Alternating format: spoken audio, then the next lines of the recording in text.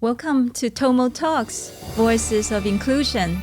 This is a vodcast where we amplify the voices of persons with disabilities, celebrate their achievements, and challenge stereotypes about disability inclusion.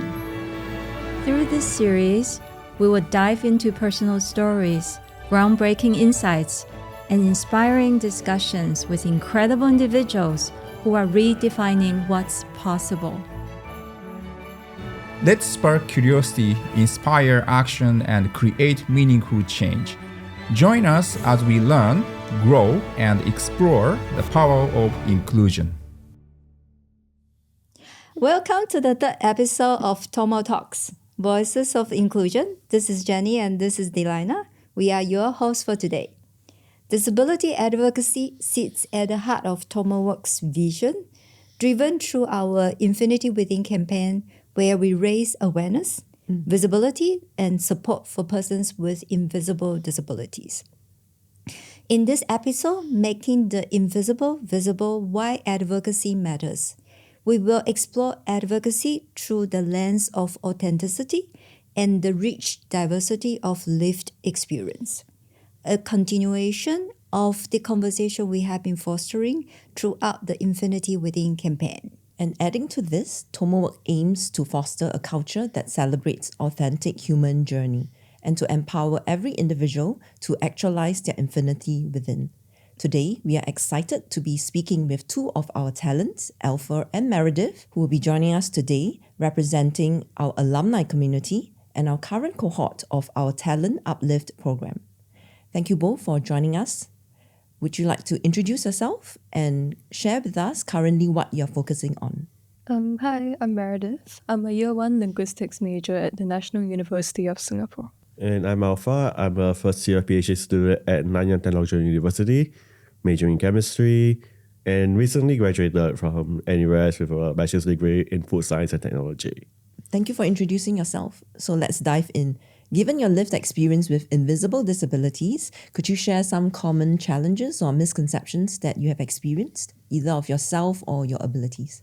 So for me, because currently I'm in PhD, so a lot of my time is been spent reading academic journals and texts. So oftentimes they are very, the way it's formatted is very dense, with minimal figures. And then for someone, I'm more of a visual learner, so I tend to be slow in it because like how dissecting all those long chunks of text is pretty much a nightmare. And although AI is everywhere nowadays, but then like sometimes people always felt, I was always being told you should not trust AI so completely, even though I've been using it to like summarize articles that I have been trying to read.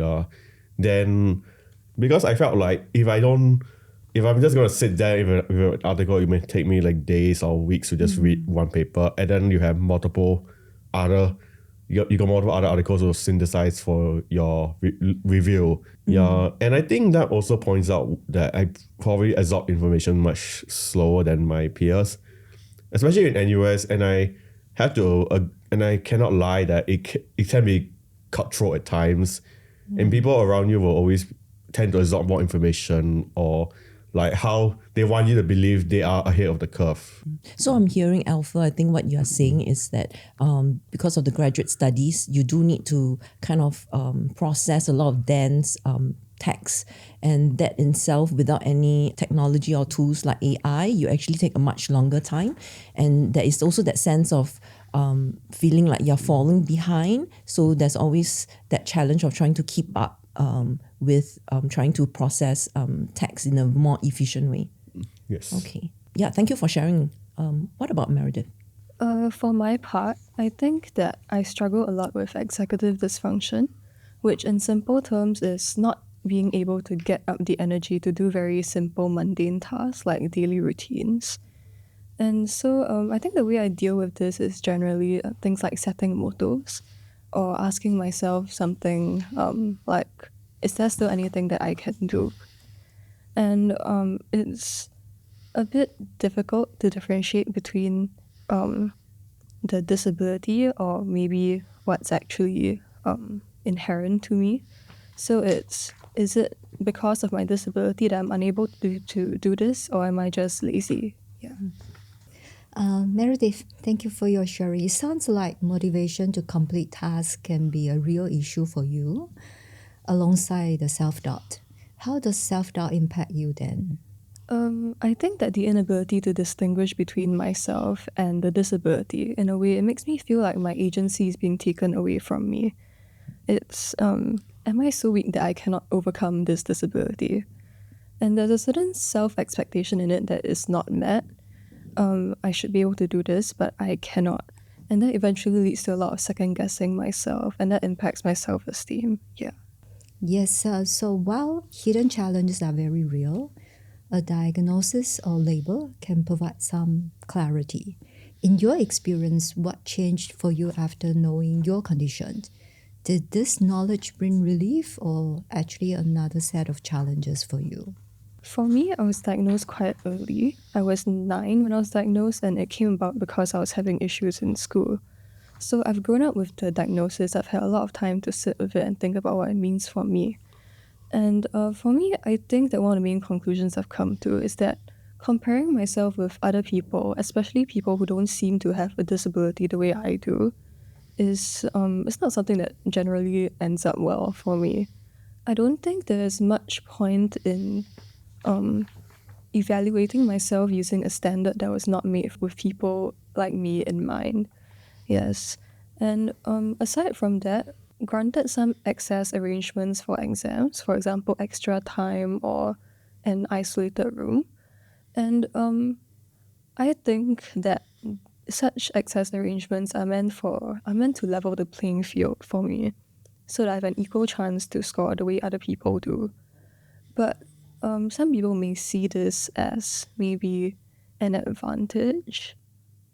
And I used to refuse these excess arrangements because I wanted really badly to fit in and be normal and just try not to acknowledge my disability at all. But in time, I decided that it was better to do what was best for myself than to deprive myself trying to fit in. So what we are hearing, Meredith, is that I think that diagnosis or label is actually helpful to help you understand yourself. And I think I love that part when you shared about, I think, appreciating that you're different and that really there's no need to compare yourself with other people. But I'm also hearing the part, so the label is great because it helps you to gain access to level the playing field. But on the other hand, I'm also hearing it brings another set of challenge when people misunderstand and think that the extra time, for example, actually gives you an unfair advantage. So I think this actually speaks about the barriers in the environment of attitudes and the lack of understanding that accommodations is actually to really level the playing field and not really as an advantage or as a privilege. Yeah. But thank you for sharing that. Alpha, what about yourself? So I agree with Meredith's point because I know that my peers who don't really understand this access arrangement, they think it's just an advantage for us, special needs students, because I think because O-level is very stressful for everyone and then like they want to have the best chances of surviving the exam. But I think they also miss out the part that this is why I was built different. And I think throughout my life, I really do felt like I was different from the rest. Mostly it's because I felt like I wasn't doing the things other people are doing. Maybe they'll be like hiking or rock climbing or having birthday parties at chalets or something like that, or suppers. I just don't do any of that. I just felt like that's just not for me. And I felt like I didn't really know why I wasn't like that. Why did I have trouble just fitting in with other people? I think when I got older, I realized this is just what I am, you know. I felt like I wasn't meant to be in cliques. Everyone has a cliques, and then like I just never been able to penetrate any of them. And I felt like that's what I felt like, okay, that's it. That's life game telling me I was different. And so I just had to accept that people are just gonna think I'm weird, I'm quiet and socially awkward. And subsequently, when you got to know about your diagnosis, did that help with understanding that you felt that you were different? Yes, it was the missing piece of the puzzle that told me that I was different I was a misfit in this world. I think it's quite interesting. I think for both of you, I see the similarity that actually the label can be helpful because I think it gave you a reason why your experiences of the world was different. So in a way, it kind of helped you in terms of accepting yourself. And maybe my encouragement would be to accept that we are all made differently and uniquely different, and different is not less. Yeah. And also both of you interestingly pointed out the common barriers in the environment pertaining to the attitudes of people and generally that lack of understanding of supports or accommodations, that it is to level the playing field and it is not an unfair advantage or to be misinterpreted as a privilege. Continuing on the point of environmental barriers, Alpha, what are the biggest barriers you have encountered that actually hindered inclusion? I felt like the current approach by special needs organizations felt like a one-size-fits-all approach. So basically, if you're talking about ADHD, autism, or whatever it is, they think it's like one box. And it kind of, obviously, if you know people, if you compare people who are like autistic and then you know that they are quite a lot on the spectrum. But unfortunately, some organizations, they tend to think that this is a box, and then they think that, oh, we should treat them this way because we think that it's a condition and everything is the same, everyone's the same. And I think that is why it tends to feel segregated. Like they think that they're separating us from as abnormal from a normal category. I think, for example, when I come across one post on social media, someone was posting questions about how, like a scripted guide on how to talk to people with dyslexia, ADHD, autism. Like, oh, you shouldn't be telling someone, you shouldn't change topic, you should give them structure. Don't wear too bright outfits, otherwise their minds will explode or something. And I felt like the way it's being advertised, it felt like you're oversimplifying the approach that what special needs people are really about. And I think for myself in particular, because I also came from a neighborhood school, I felt like I was supported, especially when I was applying for governor scholarships, whether for my bachelor's or my PhD, I felt like they already slammed the door in my face. I think it's because I felt like they are looking at a very particular, narrow minds, more of a scholar, probably someone who is from a well-established school, have a very fortunate upbringing, and then they think this is, so they distort their perception and think this is the typical mold of what their scholar is supposed to be. And then obviously for me, when I'm neurodivergent, so I felt like I was already out of the scope. Like any traits I have will never match whatever they want as a scholar. It felt really unfair, of course, but I felt like I was really powerless with my hands tied up because this is something I couldn't really control.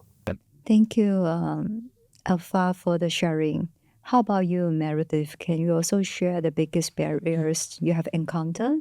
I think that most people tend to overlook this particular barrier, but I think that one barrier to inclusion I find quite significant is language. The kind of language we use to talk about ourselves and people who seem different from us. And whether we are aware of it or not, this kind of language can perpetuate harmful attitudes. For example, I think there's been a kind of trend recently to attribute a certain mental illness to yourself, like maybe saying, oh, I'm so OCD, I need all my books arranged according to color, when that is a very gross simplification of what OCD as a disorder is. And I think that using language in this way can dilute the original meaning, and it can also minimize the experiences of people who actually have such disorders. And furthermore, it prevents people with related conditions from being taken seriously, Because suddenly, everyone wants to have a disorder. Everyone's saying, I'm depressed. I've got OCD. So how do you know who is faking it and who isn't? Because it's not like someone is going to whip out a diagnosis just to prove it to you, right? So it's it's a dilution of the meaning, which I think can be quite harmful to people with such disorders. Yeah. And I think we really hear both of your points. I think, Alpha, you really highlighted that the applications, I think, and support, more tailored support for students or potential students with disabilities in the university, whether for undergraduate or graduate studies, could be made more accessible. And I think, Meredith, you made a very powerful point about inclusive language or the use of terminology. And I think specifically not to make jokes or fun of certain terms. And I think you brought up a very good point that inclusive language really simply begins with the words that we use day to day. And it really requires us to be mindful about the words so that we avoid minimizing lived authentic experiences. Given the barrier that was shared earlier, what are the few key messages we would like to share as advocates for inclusion? So for me, my personal philosophy is don't assume everyone's the same. Don't put everyone in a box. Everyone, if there are two people that are autistic, just remember that they may share the same condition, but they are all on the spectrum. Thank you. Could you share a specific example where you felt that someone was not open-minded to differences? I would like to talk about my maternal family, actually my external family in particular, because my cousin who lives in Penang, he has ADHD, and I think because my aunts, my mother's family, they all don't believe mental conditions exist or it's something that is a shame of. And I think that particular time, I saw him, he really did struggle a lot in school. And then I think he barely scraped by the SPM in Malaysia. So I think he didn't really get the support. And then I think he was working odd jobs. And I think that it's because that when I heard about it was because like my aunt didn't want to seek support because she felt like she's going to get shamed by her family, or is that societal I don't know if it's a societal expectations or just a generational thing. But it felt that, I think that also echoes what we discussed earlier, that sometimes people are not really aware of how to deal with people who are outside of their typical mold. And it does lead to frustration, especially if you're the one with this label and then you felt like you are being constantly invalidated by others because they don't know, they just simply don't understand you at all. For my part, I believe that advocacy is less about changing people's opinions for them and more about getting them to interrogate their existing beliefs and question their existing assumptions and come to a different conclusion. And another big part of advocacy to me is letting people know that they're not alone, which is, in a sense, presenting them with possibility. You have to show them that others have walked this path before them and it is possible to do well for yourself. Those are really brilliant points, both of you. I think really summing up what I'm hearing is that curiosity and empathy are very vital enablers to inclusion. And I think first, people need to be aware about their own assumptions or even beliefs that may not be very helpful. And second, the need to be curious about challenges and experiences of other people. And hopefully with this will actually allow us, collectively to be more open-minded and more accepting so that we be able to move beyond that to even extend compassion for everyone. Thank you both for sharing your experience. We intentionally held back the mention of conditions to focus on the humanness of a lived journey, proving that understanding a person's struggle is far more important than about the label itself. And now it's time for the reveal. Living with ADHD means it's more difficult for me to do the things that I want to do. With autism and dyslexia, I'm just so tired of shrinking down to other people's expectations and not just to be myself for once.